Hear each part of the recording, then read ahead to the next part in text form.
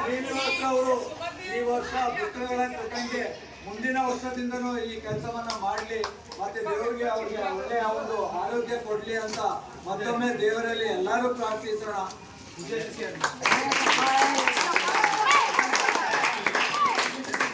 ಈ ಕಾರ್ಯಕ್ರಮವನ್ನು ಉದ್ದೇಶಿಸಿ ದಾನಿಗಳಾಗಿರುವಂತಹ ಶ್ರೀನಿವಾಸ ಅವರು ಒಂದೆರಡು ಮಾತುಗಳನ್ನ ಹೇಳಬೇಕಾಗಿ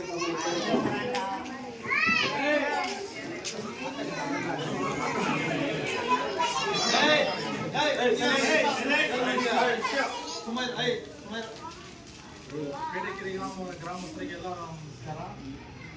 ನಾವು ಓದ್ತಾ ಇರ್ಬೇಕಾದ್ರೆ ನಮ್ಗೆ ಯಾರು ಈ ಥರ ಸಪೋರ್ಟಿಂಗ್ ಇರಲಿಲ್ಲ. ನಮ್ಮ ಮನಸ್ಸಿನಲ್ಲಿತ್ತು ನಾವು ಏನೋ ಕಷ್ಟಪಡೋದು, ಮಕ್ಕಳಿಗೆ ಏನೋ ಒಂದು ಮಾಡ್ಬೇಕಂತ ಒಂದು ಮನಸ್ಸಲ್ಲಿತ್ತು. ಏನೋ ಒಂದು ಸಹಾಯ ಮಾಡಿದ್ದೀವಿ. ನಾವು 2 ಮಾತು ಮಾಡಿ